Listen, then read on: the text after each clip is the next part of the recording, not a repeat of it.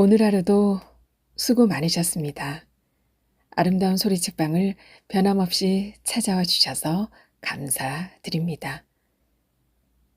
오늘은 2023년 광남일보 신춘문예 당선작이에요. 임정인 작가의 콧불소를 낭독해 보겠습니다.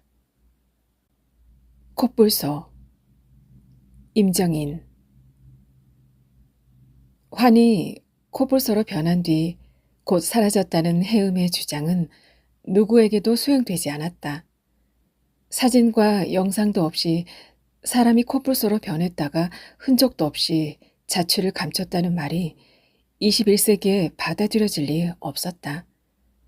가장 친한 친구를 잃은 해음은 절망했고 또 분노했으나 정신과 치료를 피하기 위해서는 그저 잊은 척 살아가는 수밖에 없었다.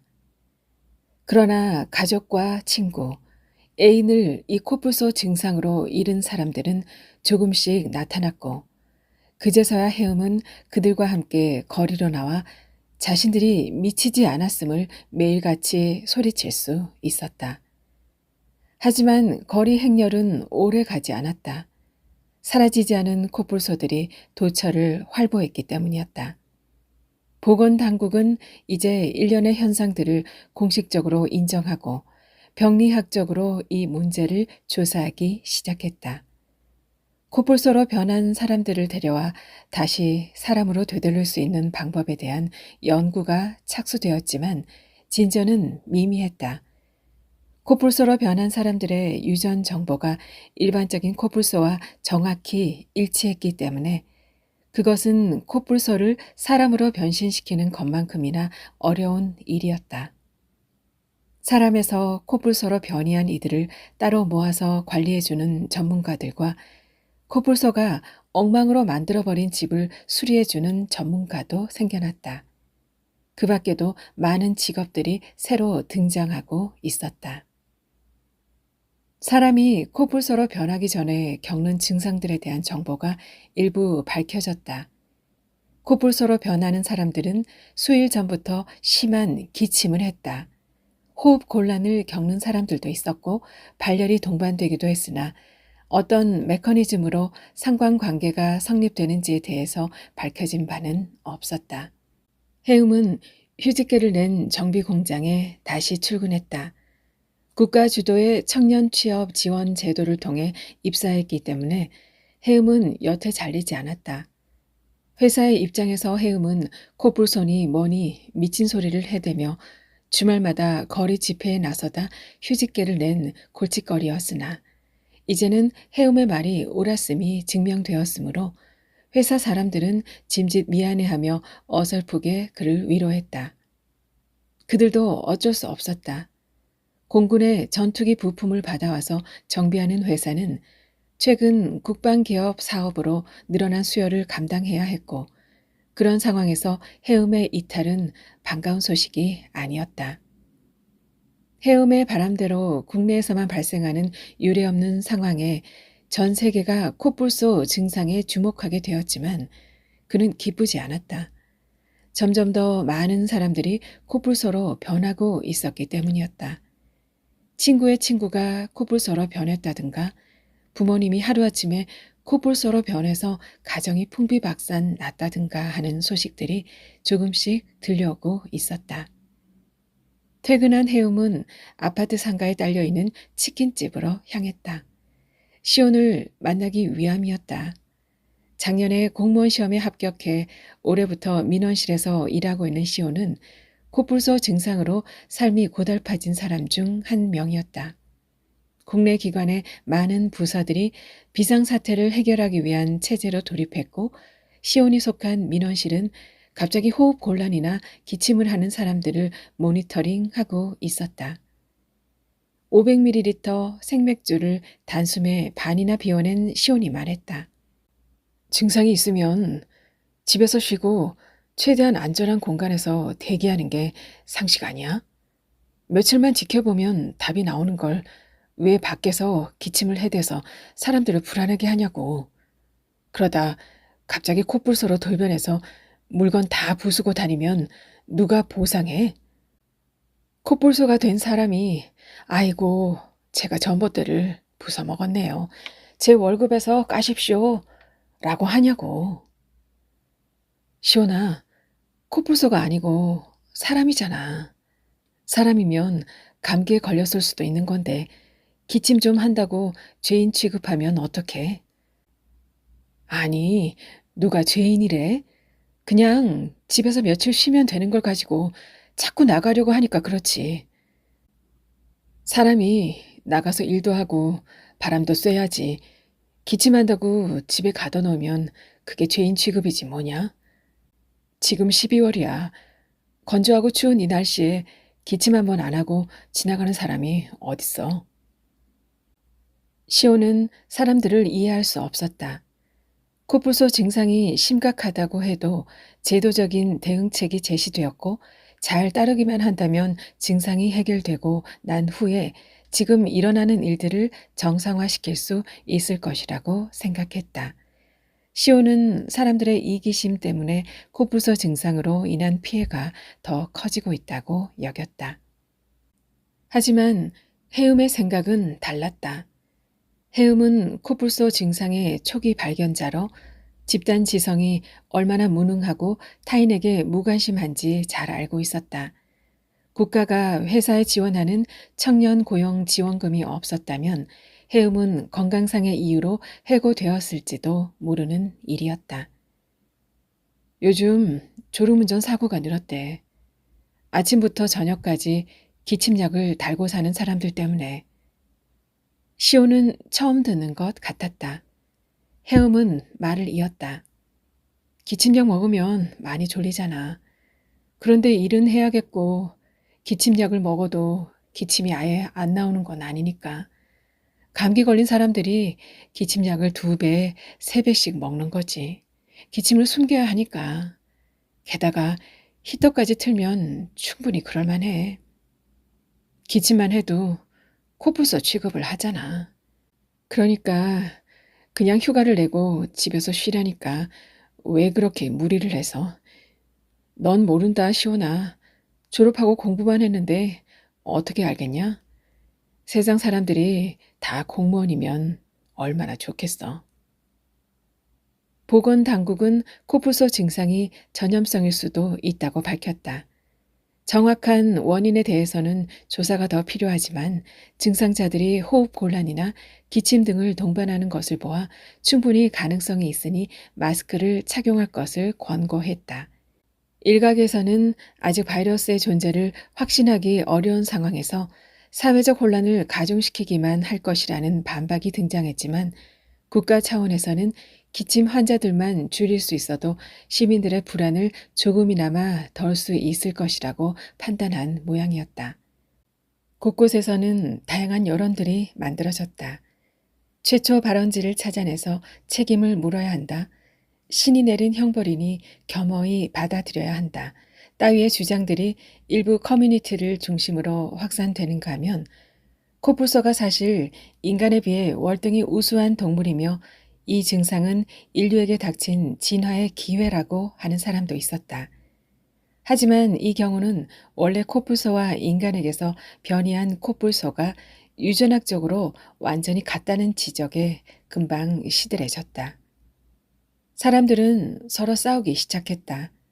어떤 코뿔소는 뿔이 2개였고 어떤 코뿔소는 뿔이 하나였는데 코뿔소로 변한 후 난동을 부리는 경우가 있는가 하면 소방대원이 출동할 때까지 가만히 있는 코뿔소도 있었다.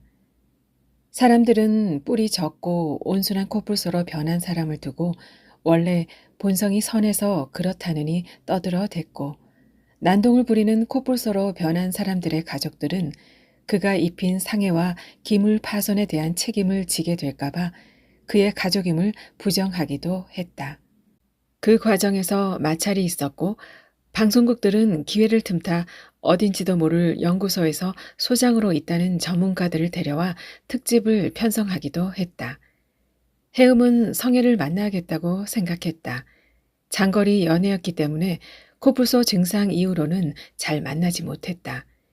비행기나 기차 같은 밀폐된 곳에서 오래 이동해야 하는 일은 되도록 피해야 하는 일이 됐기 때문이다.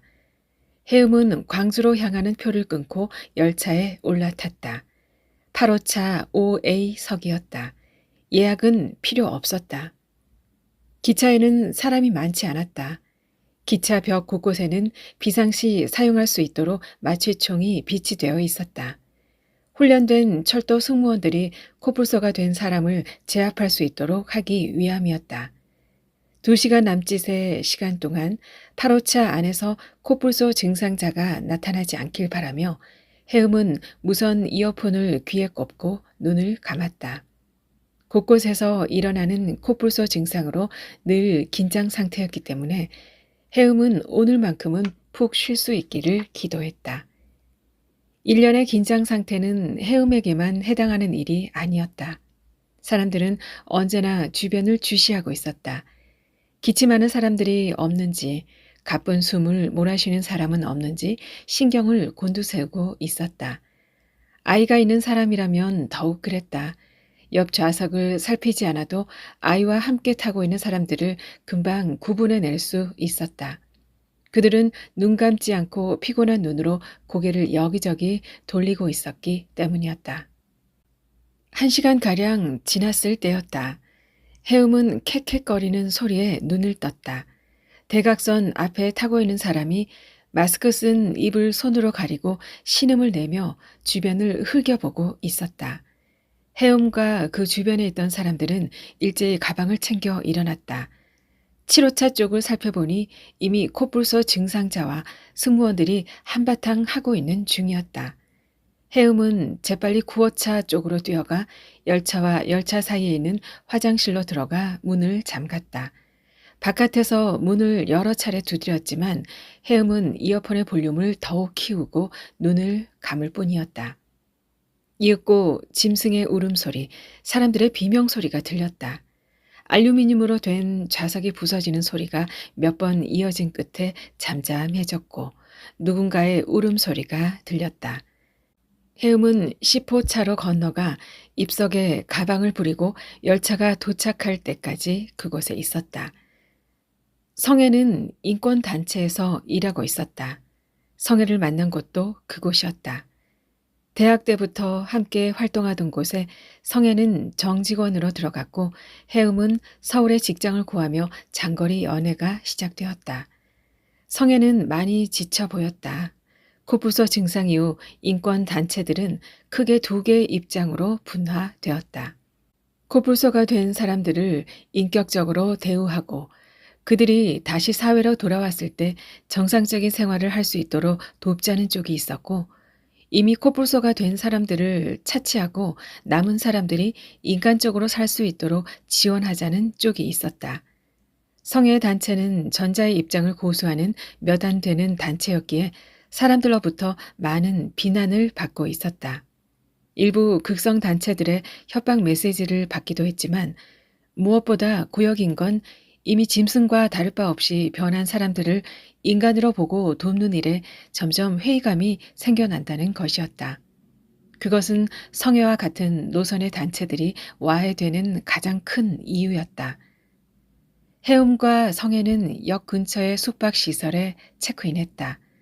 코뿔소 증상에는 익숙해졌지만 둘만의 시간은 흔하지 않았기 때문에 주변을 살피지 않고 편하게 있고 싶었다. 높아진 방값을 체감하며 짐을 풀었다. 오면서 별일 없었어? 그럴 리가 없다는 걸 알았지만 성애는 그렇게 물었다. 해음도 짐짓 모른 체하고 답했다. 별일 없었지. 운이 좋았나 봐. 너 같은 사람들이 많아져야 할 텐데. 아니야 뭐. 안부 인사가 오갔다. 나 얼마 전에 시온이 만났다. 그래? 잘 지낸대? 그런 거 같더라. 사람들이 집에만 있어야 한대. 그러다 보면 곧 좋아질 거라고. 성애가 쓴웃음을 치었다. 그래? 나도 그랬으면 좋겠네. 성애는 시온의 생각에 어느 정도 동의했다. 시온의 말대로 코뿔소로 변한 사람들이 원래의 모습으로 돌아올 수 있다는 희망으로 그들을 돌보고 있었기 때문이다. 그러나 둘의 생각에 차이가 있다면 성애는 사람들을 통제할 수 있을 것이라고 생각하지 않는다는 것이었다. 성애는 인권단체에서 일하면서 배운 게 있었다. 영리 조직이든 비영리 조직이든 단체가 유지되려면 노동과 보수가 있어야 하고 열정과 믿음만으로 그것을 대체할 수는 없었다. 일하지 못하는 노동자가 느끼는 불안감은 겪어보지 않으면 알 수 없는 것이다. 그러나 성애는 또한 최초로 코뿔소 증상을 경험한 해음의 애인으로서 그가 사회로부터 겪은 수모를 잘 알고 있기도 했다. 마냥 사회가 좋아지기를 기다릴 수는 없는 노릇이라는 것도 성애는 이해하고 있었다. 둘은 배달 음식을 비대면으로 전달받아 먹고 이어플러그를 끼고 깊은 잠을 잤다. 코뿔소 증상 이후로 불티나게 팔리는 3M사의 이어플러그는 성애와 해음의 밤을 짐승의 울음소리와 사람들의 비명소리로부터 안전하게 지켜주었다. 업무 지시를 받은 해음은 윤활유 통을 들고 제2 작업실로 이동하고 있었다. 그곳에는 이미 정비를 마친 물품들 중에 출고가 늦어지고 있는 것들이 보관되어 있었다. 정비를 끝낸 후에 녹이 슬면 곤란했기 때문에 해음은 2,000파운드로 단단하게 토크가 걸려있는 거대한 베어링 접합부 사이사이에 윤활유를 골고루 도포했다. 해음, 부장님이 잠깐 보자고 한다. 오전에 업무 지시를 내린 반장이었다. 그는 기침을 하고 있었다. 짧게 대답한 해음은 작업실 창문을 모두 열고 반장이 나가고 한참 후에 사무실로 나섰다. 감기에 걸린 것이겠지만 옮으면 그것대로 곤란했다. 사장이 지금 시기에 감기를 특히 조심해야 한다며 회사에는 항공 부품들의 높은 가치에 대해서 귀에 못이 박히도록 이야기했기 때문이었다. 부장은 해음의 복직계를 수리한 후 자녀 연차 일수와 상여금에 대한 부분을 회의했다며 결정된 사항을 알려주었다. 휴직 날짜 중 일부를 2월 연차에서 소진시켜 주겠다고 했고 근로 장려 차원에서 상여금도 다른 직원들과 차이 없이 지급될 것이라고 했다. 호흡 곤란과 발열, 기침과 코뿔소 증상의 상관관계가 밝혀졌다. 일단 증상이 시작되면 몸에 있는 에너지가 모두 코뿔소로 변이하는 데 사용되고 그 과정에서 면역력이 급격히 떨어지면서 감기 등의 호흡기 질환에 매우 취약한 상태가 된다. 그러다 코뿔소가 되기 얼마 전에는 기도를 포함해 장기들의 모양이 변하면서 발열, 호흡 곤란 등의 증세가 나타나게 된다. 코뿔소 증상이 어떤 원인으로 시작하는지에 대해서는 여전히 알려진 바 없지만 적어도 바이러스에 의한 것이 아님은 확실해졌다. 그러나 기침을 극도로 꺼리게 된 사회 분위기는 바뀌지 않았다. 기침하는 사람이 반드시 코뿔소가 되는 건 아니지만 코뿔소가 되는 사람들은 대부분 기침을 했기 때문이다. 조심해서 나쁠 것 없다는 생각이 지배적이었다. 사람들은 서로를 서서히 잃어가는 과정에서도 누구 하나 믿지 못했다. 퇴근하고 방에서 쉬고 있던 참이었다. 해음의 휴대폰이 울렸다. 회사에서 온 전화였다. 부장이 코뿔소로 변했으며 고가의 항공 부품들이 많이 파손되어 회사의 입장이 곤란해졌다고 했다. 한 달간 회사가 휴업하게 되었다는 소식을 전한 반장은 작은 목소리로 사장이 기업 회생을 고민 중이라고 덧붙였다. 상여금이니 연찬이 하는 것들은 해음에게 아무 의미가 없게 되어버렸다. 새로 이력서를 쓰기 시작해야겠다고 해음은 생각했다. 코뿔소 증상 이후 산업은 차차 마비되고 있었다. 특히 생산 분야의 타격이 컸다. 비싼 설비들을 코뿔소들이 헤집고 다니면서 가동을 멈추는 공장이 늘었다. 고가의 제품을 취급하는 해움의 회사 같은 곳들은 국가 차원에서 회생을 돕기도 했다. 실업자들이 늘고 국가의 비상지원금이 풀리면서 물가는 계속 오르고 있었다. 반년 전부터 혼자 살기 시작한 해움은 그러한 변화를 여실히 느끼고 있었고 몇 주간의 휴직으로 수입이 없었던 그에게 반장이 전한 소식은 타격이 컸다. 해음은 거실로 나가 창문 앞에 섰다. 비탈길에 올라선 해음의 오래된 아파트에서는 바깥 풍경, 그러니까 거대한 코뿔소 공원처럼 변해버린 모습들이 눈에 들어왔다. 호흡기를 전담하는 병원들 앞에는 기침약을 처방받으려는 사람들이 줄을 서 있었고, 간혹 코뿔소를 포획하려는 사람들이 코뿔소에게 장비를 겨누는 한편으로 혼란에 빠진 사람들을 통제하고 있었다.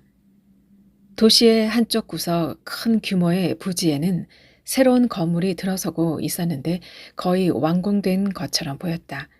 이 와중에도 뭘 짓긴 하는구나. 암막 커튼을 쳤다. 휴직계를 낸 후로 공백이 생긴 수입을 메우기 위해 쉬지 않고 잔업에 임했던 해음은 서랍에서 이어플러그를 꺼내 방으로 들어가 긴 잠을 잤다. 꿈에는 주변인들 중 가장 먼저 코뿔소가 된 홀연히 사라져버린 환이 등장했다. 휴대폰이 울렸다. 이어플러그를 꼽고 있던 탓에 오래도록 벨소리가 흘러나왔지만 해음은 얼른 알아차리지 못했다. 휴대폰 너머에서 성의 짜증 섞인 목소리가 들렸다. 해음의 회사에 대한 소식을 들은 것 같았다. 그의 동료에게서 전해 들었다고 했다. 왜 바로 말 안 했어? 뭐 좋은 소식이라고 쪼르르 가서 말하냐? 너 복직 한 지도 얼마 안 됐잖아. 다른 회사 알아봐야 하는 거 아니야? 성의 말이 맞았다. 해음은 국가지원 저금리 대출과 비상지원금으로 생계를 유지하고 있었다. 일단 여기에 파트타임 직원이라도 뽑는지 물어볼게. 일하면서 다른 회사 알아봐. 아마 자리가 있을 거야. 여긴 늘 사람이 모자라거든. 휴직을 하고 집회에 나간 이후 해음은 사회의 염증을 느끼고 있었다. 뉴스와 신문을 애써 피하던 그에게 성에는 코뿔소로 변한 사람들을 관광 상품화하기로 했다는 충격적인 소식을 전해주었다. 동물원을 세우고 거기에 코뿔소가 된 이들을 격리한 후 테마파크처럼 운영하겠다는 방침이었다. 코뿔소들이 많아지자 더욱 본격적으로 관리할 필요성이 대두되었고 이들을 모두 수용할 공간이 부족했기에 내려진 특단의 조치였다. 인권 단체를 비롯해 많은 사람들이 비인격적인 대우라고 항의했으나 정부는 국내에서만 일어나는 이상 증세와 그에 따른 경제적 위기를 극복할 대안이 필요했고 해외 관광객을 적극적으로 유치해 산업 마비가 가져온 유례없는 손해를 조금이나마 극복하고자 하는 의지를 가지고 있었다. 정부는 코뿔소로 변한 이들이 최소한의 권리를 보장받을 것을 약속하고 원래 코뿔소였던 종들과 절대 섞이게 하지 않을 것이라고 호언장담했다. 그러나 한번 같은 무리로 섞여버리면 영영 찾을 수 없을 정도로 둘 사이에는 이렇다 할 생물학적 특이점이 없었기에 이를 곧이곧대로 받아들이는 사람은 없었다. 하지만 사람들은 한편으로 지긋지긋한 이 사태를 일상으로부터 최대한 분리시키고 싶어 했기 때문에 결국 새로운 방침은 많은 논란 속에서 계속 진행되고 있었다. 해음은 일어나서 커튼을 열고 창가에 섰다. 이제는 그 커다란 부지에 들어선 건물이 무엇인지 알 수 있었다. 길게 늘어진 건물들은 매표소였고 뒤쪽으로 커다란 우리들이 들어갈 자리가 표시되어 있었다. 정문에 걸려있는 장식은 코뿔소 문양일 것이다. 성혜에게서 메시지가 왔다. 다음 주에 시간 돼? 해음은 성혜와 함께 택시에 탔다. 코뿔소 테마파크 설립에 반대하는 집회가 열린다고 했다. 당연히 성혜가 일하는 단체에서도 참여했고 성혜는 다른 이들에게 양해를 구해 해음이 함께 갈 수 있도록 했다. 단체에는 아직 해음이 알고 있던 얼굴들도 많이 보였다. 해음은 성혜가 서울까지 온다고 했기에 집회에 참여하자는 성혜의 제안에 응했지만 사실 별로 낙관적으로 생각하는 편이 아니었다. 집회에 참여하는 사람들이 코뿔소로 변한 사람들을 원래대로 돌려놓을 방법을 제시하지도 못할 것이고 그들의 일터에 대신 나가서 일해주지도 않을 것이기 때문에 국가는 계속해서 어려워질 것이다. 국가 입장에서는 뭐라도 해야 한다고 생각해서 내린 결론이었다. 해움은 무기력해져 있었다. 휴직계를 내고 거리로 나선 몇 주간의 기간 동안 배운 게 있다면 사람들은 자신의 이야기가 되기 전까지는 쉽게 다른 이들의 입장을 들어주지 않는다는 것이었다. 해움이 잃어버린 친구 환은 중학교 시절부터 그가 사라지기 전까지 해움과 가장 친한 친구였다. 성인이 되고 다른 지방에서 대학을 다니게 되면서 만남은 뜸해졌지만 늘 메시지를 주고받았었고 방학이 되면 어김없이 연탄구이에 소주를 마셨다. 그러나 환은 해움의 자취방에서 술을 마시다가 코뿔소가 되어 사라졌고 그 후로 해움은 매일같이 누군가가 갑자기 사라질 수 있다는 불안감에 시달렸다. 성혜는 그런 해움을 이해해 주었다. 환이 사라졌을 때부터 해움을 믿었고 그가 불안해하지 않도록 곁을 지켰다. 해움이 성혜를 따라 이런 집회에 참여하게 된 것은 그런 성혜에 대한 고마운 마음 때문인지도 몰랐다. 내 가족은 짐승이 아니다. 비인도적 관광 상품 철회 등의 구호를 외치는 집회는 거리에서 거리로 이어졌다. 주말 오후부터 시작된 집회는 저녁이 되어서야 끝이 났다. 해움과 성혜는 택시에 올랐다. 강변 쪽으로 방향을 잡았다. 택시 뒷좌석에는 기사가 갑자기 코뿔소로 변했을 때의 대처법과 안내사항이 인쇄된 종이가 붙어 있었다. 해움은 수도 없이 본 안내서를 재차 읽었다. 둘은 근처에서 간단하게 요기하고 함께 강변을 걷기로 했다. 어둑한 강변길에는 종종 자전거 몇 대가 지나다녔을 뿐 인적이 별로 없었다. 코뿔소 증상 이후 늦은 시간에 나서는 것은 특별한 이벤트가 되었다. 야행성인 코뿔소가 활발해지는 때라 누군가 갑자기 코뿔소로 돌변하여 공격한다면 크게 다칠 위험이 있었기 때문이었다. 하지만 사람이 없다면 코뿔소가 나타날 일도 상대적으로 적었기에 장소만 잘 고른다면 안전하게 거닐 수 있는 곳도 분명 있었다. 해움의 집 근처 산책로가 그랬다. 가로등이 적은 그곳은 다른 곳들에 비해 유독 밤에 사람이 적었다. 오늘 어땠어? 성혜가 해움의 손을 잡으며 물었다. 해움은 대답하지 않았다. 같이 가줘서 고마워. 사실 너도 내 생각에 어느 정도 동의해줬으면 좋겠다고 생각했어. 나한테도 많이 어렵지만 그래도 일단은 사람이니까. 사람이 사람한테 그러면 안 되는 거니까. 사람이지. 해움이 작게 말했다. 해움은 오래전부터 그런 것들이 별로 중요하지 않다고 생각하고 있었다. 오늘 집회를 하면서 그런 생각이 더욱 강하게 들었다. 서로 들이박지 못해서 안달난 사람들은 언제든 코뿔소로 변해도 이상하지 않다. 어차피 전부 코뿔소가 될 텐데. 하지만 뒷말은 굳이 입 밖으로 내지 않았다. 왜 코뿔소마다 뿔의 개수가 다를까? 해움이 말했다. 그러게. 듣기로는 뿔이 2개나 있는 코뿔소로 변한 사람들은 원래 폭력적인 경향이 있었대. 너도 그 말을 믿어? 그렇잖아 왜. 아무래도 뿔이 없는 코뿔소로 변한 사람들보다 더 많은 사람들을 다치게 하기도 하고 그렇게 생각하면서 너는 왜 그런 일을 하는 거야? 코뿔소가 되기 전에는 문제없는 사람들이었으니까 감정 기복이 조금 있는 사람이었겠지. 나는 코뿔소들이 다시 사람으로 돌아올 수 있다고 생각해. 성혜와 해움은 해움의 작고 낡은 아파트로 들어왔다. 커튼이 활짝 열린 창 아래로 불 꺼진 시가지가 내려다 보였다. 어두운 세상은 무탈했다. 씻고 잠옷 차림으로 나왔을 때 해움은 충격적인 연락을 받았다. 시온이 코뿔소가 되었다는 내용이었다. 성애가 사색이 된 해음을 다그쳤다. 해음은 성애에게 시온이 코뿔소가 되었다고 말했다. 성애는 시온과의 직접적인 친분은 없었으나 그가 해음의 친한 친구라는 것을 알고 있었다.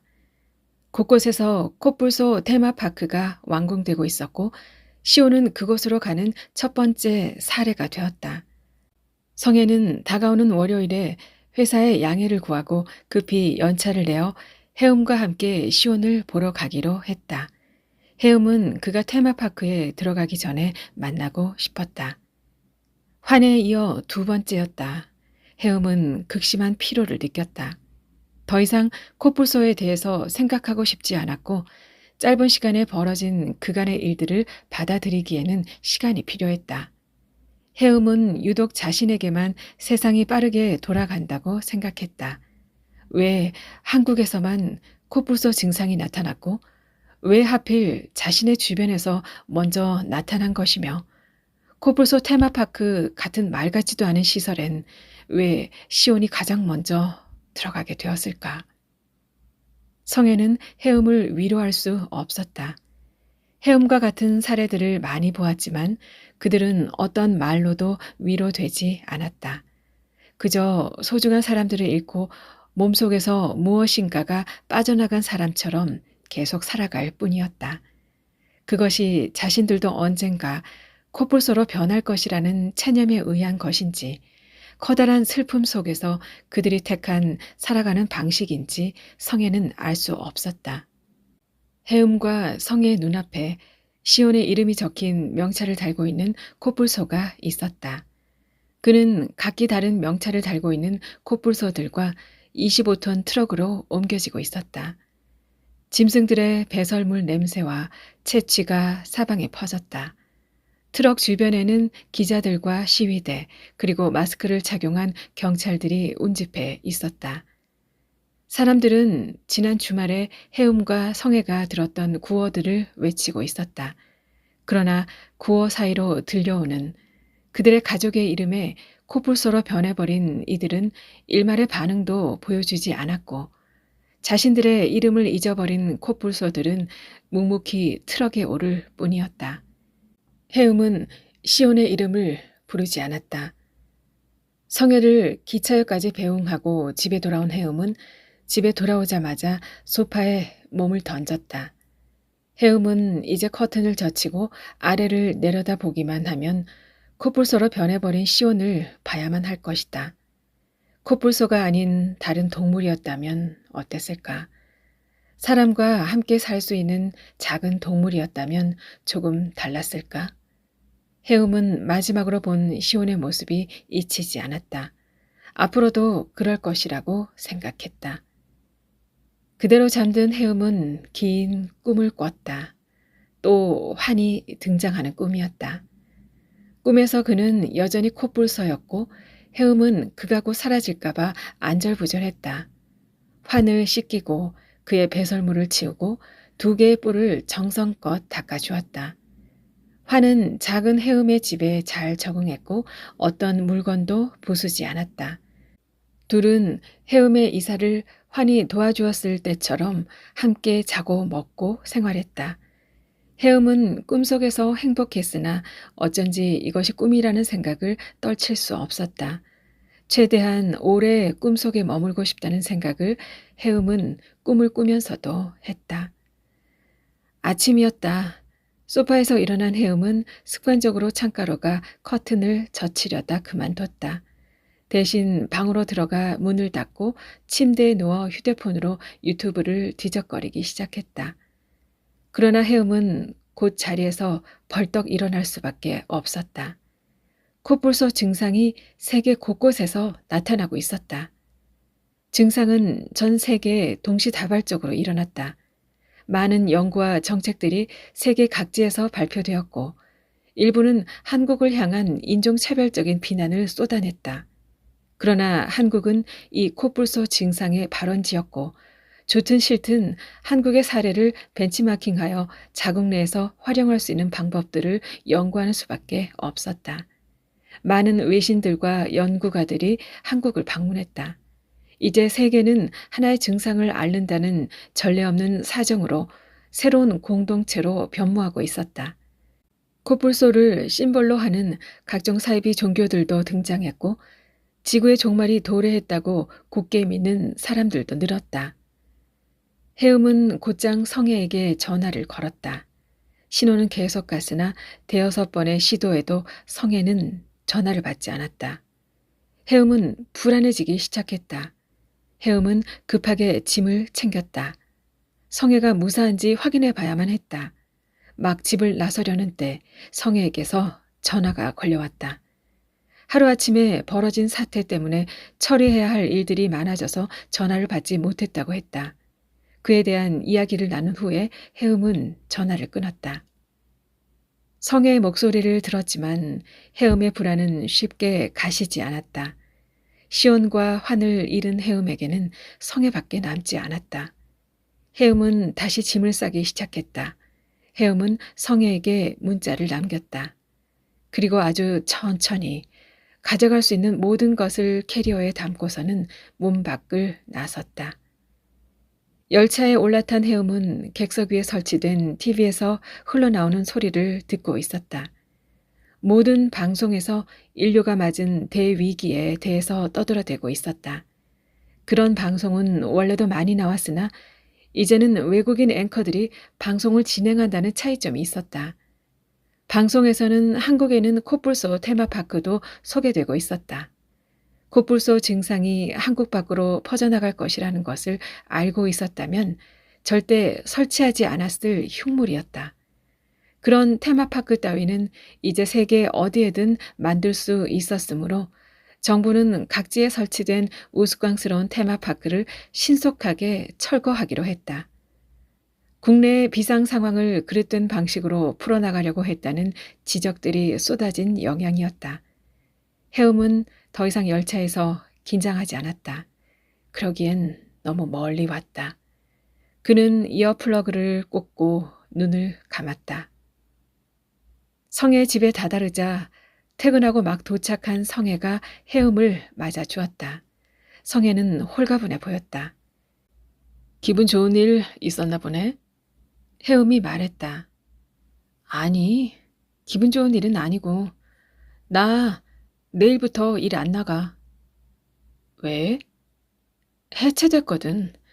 세계인이 코뿔소가 되어가는데 우리가 어떻게 다 돌보겠어. 이제 우리는 우리를 돌보자.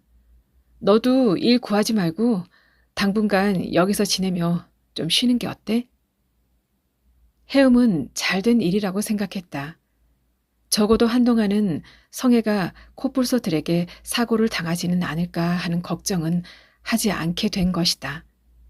이제 한국의 코뿔소 증상은 많이 진행되어서 인간이기만 하면 일할 곳은 얼마든지 있었다.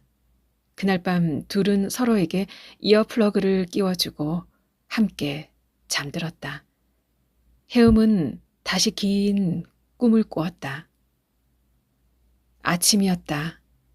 해음의 옆에는 코뿔소가 된 성애가 몸을 웅크려 말고 자고 있었다. 거대한 덩치로 이불을 모두 차지하고 있는 성애를 해음은 사랑스럽게 쳐다보았다. 해음은 거실로 나가 커튼을 열어 젖혔다. 도처에 코뿔소가 있었다. 코뿔소뿐이었다. 해음은 손을 뻗어 여전한 사람의 손으로 자신의 이마에 도단한 뿔을 매만졌다. 이 소설의 제목은 외젠 이오네스코의 동명소설과 희곡에서 차용했음을 밝힌다. 임정인 작가의 코뿔소 잘 감상하셨나요? 작가의 당선 소감이 궁금합니다. 함께 들어보시겠습니다. 소설은 세상을 바꿔야만 하는 것이라고 생각했다가 또 무조건 재미있어야만 한다고 생각했다가 근래에는 그 사이 어딘가에서 나를 건져내는 것이 아닌가 생각한다.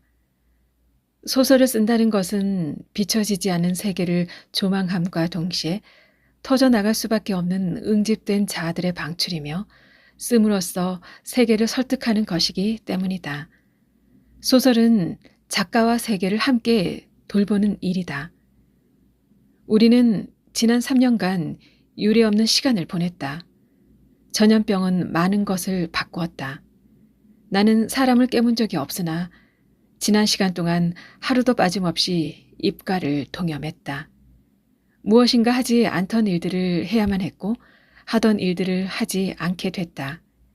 이건 내게만 일어난 일이 아니었으므로 나는 문자 그대로 사회가 병들어 가는 것을 지켜보았다. 이 시간들을 지나면서 우린 모두 무엇인가를 잃었다. 그리고 남겨진 상흔들은 삶을 흔들었다. 사람이 사람을 마주하고 표정을 보여주고 몸과 몸이 부딪는 당연한 일들이 터봇이 되는 것을 바라보면서 많은 것이 잘못되고 있다고 생각했다.